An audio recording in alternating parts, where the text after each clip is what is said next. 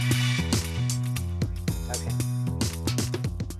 We are back here on the Lynne Hayes Freeland Show. My guest is Pittsburgh School Board member Sala Udin. And Sala, just before the commercial break, you were going to talk about the historic relationship between the school board and the city. It goes back to when the Gates Foundation was putting a lot of money in the school district. And the Gates Foundation, I think, was perceived by the school board to be interfering with the sovereignty, the authority of the school district.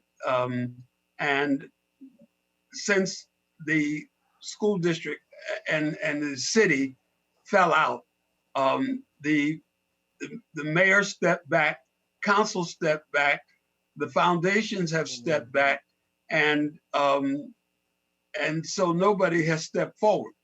What we have to do to solve this is that we've got to figure a way to get the entire city involved and invested in turning around education for our kids. So there are two other components that leap out at me. One is parents. I feel like there should be parental outrage like you couldn't believe. If we are seeing the systemic problems with achievement gaps and learning gaps within the Pittsburgh Public Schools, I feel like there should be almost parents outside the administration building over in Oakland protesting every day. Am I missing that outrage? No, they should be banging on the door. I think the problem is that parents don't really know how bad it is. And they also don't know what they can do to help solve the problem. Many of the parents did not have a very good experience when they were in school themselves. And many of the parents feel that they are not equipped and qualified and skilled enough to be able to help the children catch up with their learning. But they can do more than they think they can do. And I think that we have to find a way to get parents involved, and the community has to step in and help the parents get involved. We need mentors. We need retired teachers. We need everybody to step up and help catch up kids to the grade level that they have to get to be able to do this work.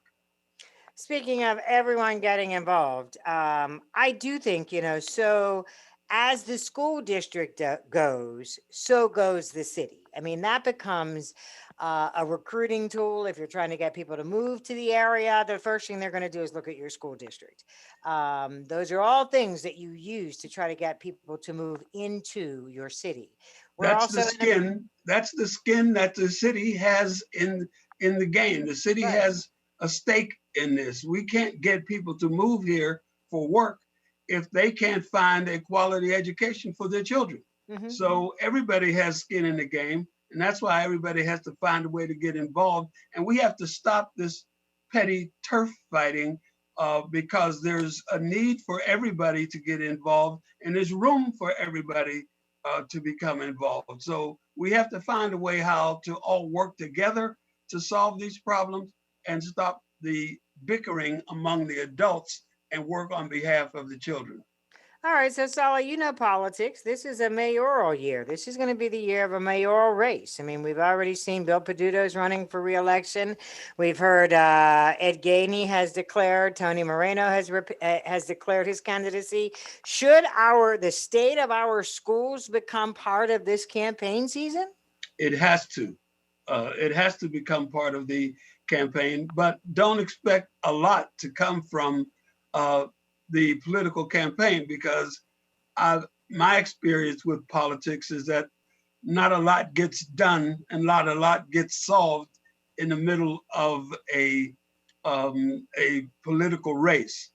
It's after people get elected and they're secure in their position that they'll be able to sit down at a table and work things out. So this being a political year does not make it easy for us to set the table for people to get involved. But it could at least put the issues on the table. It will I think the issue is on the table. It is on the table.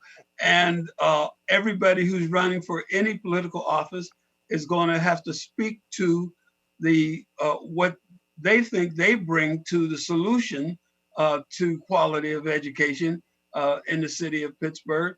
And a lot of people will rise and fall on their thoughtfulness and their knowledge about education in the city of Pittsburgh. Sala Udin, we got to save our kids, whatever it takes. Will you keep in touch with us? Let us know how we can help. Let us know. Absolutely, I will be. Thank you for having me. All right. Thank you. Thanks so much. We're going to take a break. When we come back, speaking of helping, we're going to talk about how the Divine Nine are joining forces to help the August Wilson African American Culture Center. Yeah, these are tough times financially for a lot of organizations. We'll talk about that next. Don't go away when the Lynne Hayes Freeland Show continues.